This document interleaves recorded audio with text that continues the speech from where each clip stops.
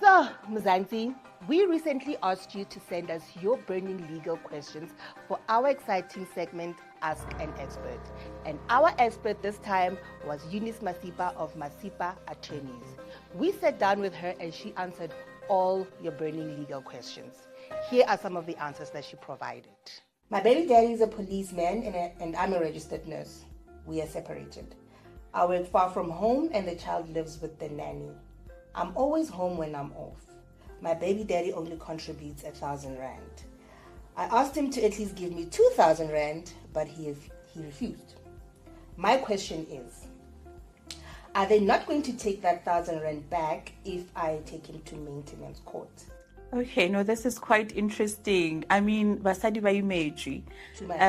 Looking at the circumstances of this case, one question I would ask is this 1,000 rand that is being contributed, is it as per a maintenance court order or is the baby daddy contributing it voluntarily?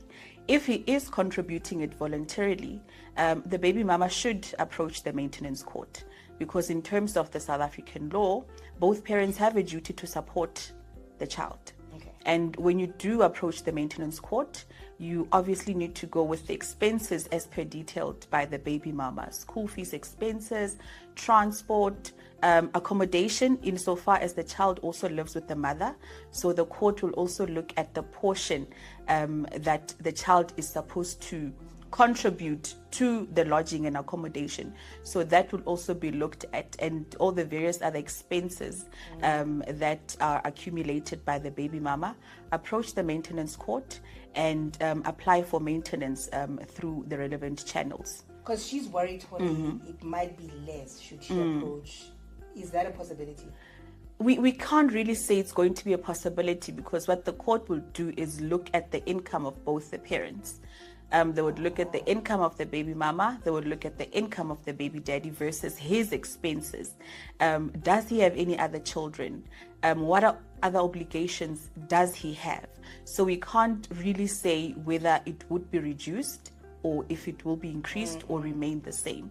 But the correct thing to do would be just to approach the maintenance court. They would take the decision that would be in the best interest of the child. The next question. I once worked for a company in Joburg but never got my provident fund. My money is with a company called NBC. Okay. They have been looking for my particulars since October last year. Can you please help? So the company has been looking for...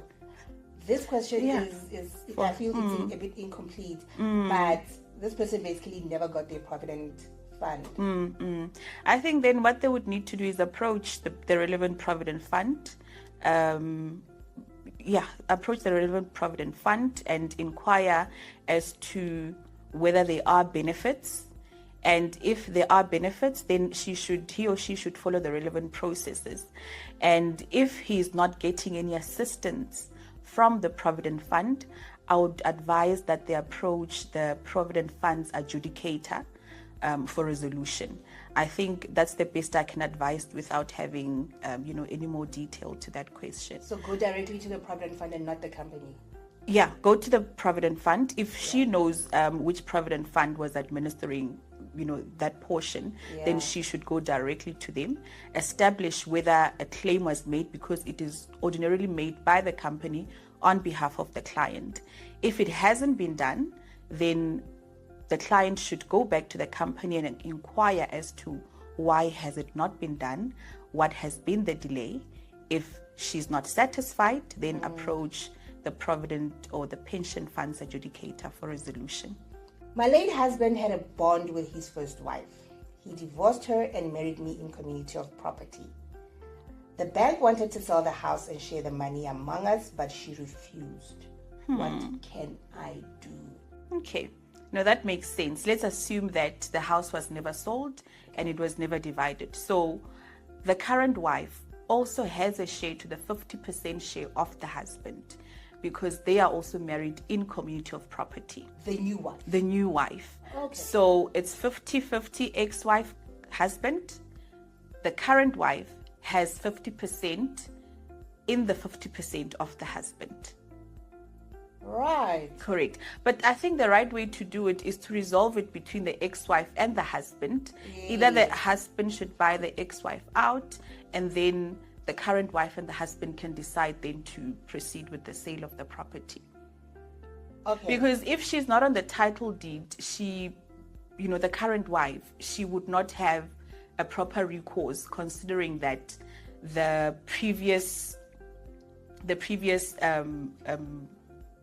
agreement with the ex-wife wasn't resolved. Speaking of houses, my late grandfather passed away and didn't have a will. So his daughter, who's my aunt, took everything, including the house and 2 cars. But one of the houses is under my late father.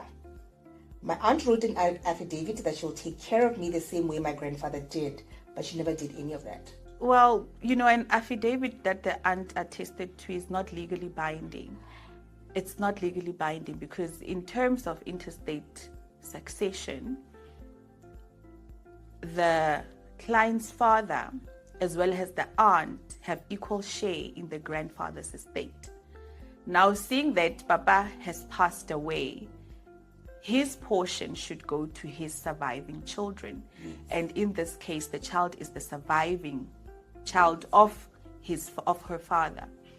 So I think what she should do, if the estate wasn't reported, or to establish whether it was reported, she should approach the Master of the High Court and establish whether the estate was reported or not. If the estate wasn't reported, then she has recourse to report the estate as a beneficiary of her father. Oh. Yes, and in the event that the estate was reported and the aunt unduly, got the proceeds of that particular estate, she can then, sue for damages and claim what was due to her from the aunt. Speaking of interstate, learned a new word today.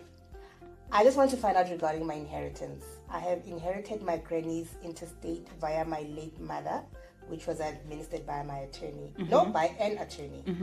So, my question is, the letter of executorship is on my late mom, yet there was an affidavit stating that the estate is mine.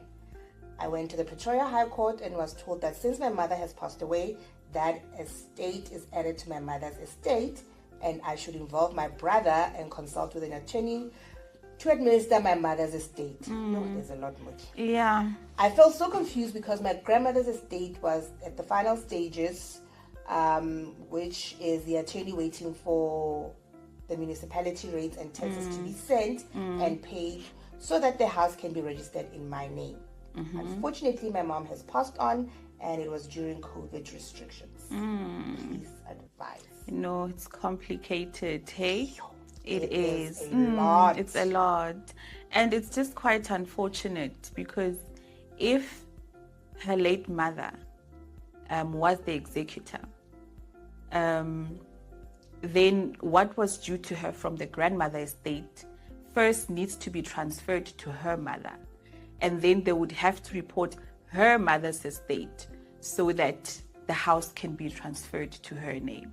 So it can't be done directly from the grandmother to the grandchild. This next question, we're now shifting gears a bit. And I assume this was written by a man. I just want to ask, my sister was stupid. She changed the surname of her first child to the father's surname. Wow. Now the father is nowhere to be found and the child must do ID documents. Is it possible to change the surname back? Well, it's a good thing she's the mother of the child and she's there on the birth certificate. So she has to go to Home Affairs, advise them that, look, I cannot trace this person, and possibly get affidavits from family members of that particular gentleman if she does have contact with them. If not, she can get affidavits from her family members confirming that Papa Chabile, and maybe the Home Affairs will assist. But in the event that they are not able to assist, they would then have to approach the High Court to get an order directing Home Affairs to change the child's surname. But, there would need to be the relevant documentary evidence provided. My child's dad doesn't support him, doesn't do anything for him. If we ask for money or anything, he says he doesn't have it or has excuses. But he sometimes does paying jobs here and there. The child is 10 years old and he doesn't want to go to his father's house anymore. Now, the dad blames me if the child says he doesn't want to go there. You just have to approach the maintenance court. I mean, it's so frustrating to deal with somebody who supports as and when they feel like it. And the mere fact that it's inconsistent income, it does not mean that he doesn't have an obligation to support the child. So the maintenance court would look at, that intermittent income that he's getting, and then look at the expenses of the child versus the expenses of the mother, and also the income of the mother, because she also has a responsibility to take care of and maintain her own child. What happens in the instance where the father does work and then he says, maintenance court, I'm going to stop working? It's just a threat, but it doesn't stop the maintenance court from giving an order. They can attach future income. They can attach whatever property you have. If you've got a house, they can attach your house. If you've got a car, they can do that. So it really doesn't prohibit the maintenance court. So even the day you get a job, the day yes, no maintenance.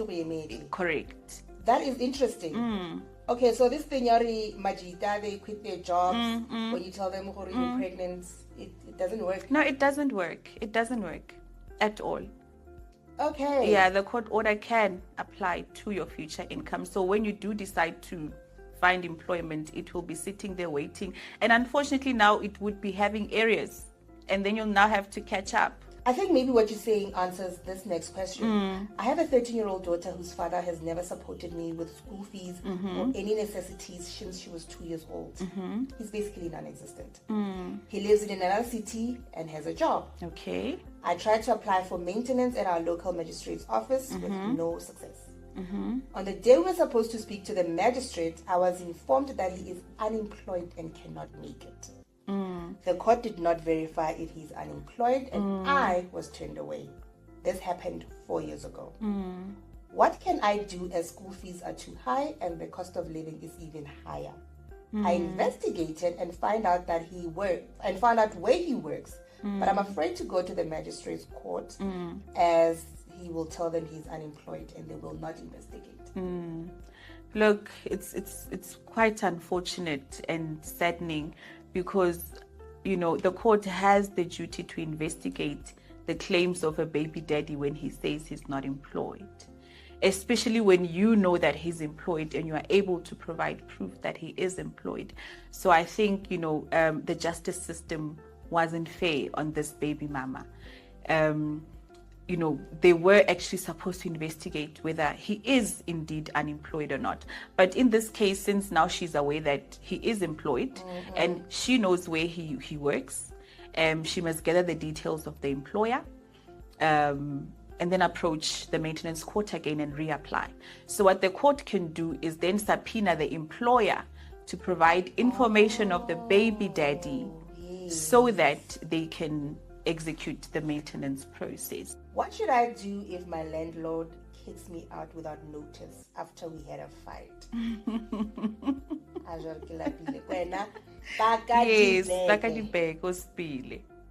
what do you do then in that situation? Well, was there a lease agreement in place? And even if there was a lease agreement, you can't just kick out a person without, applying for an eviction order.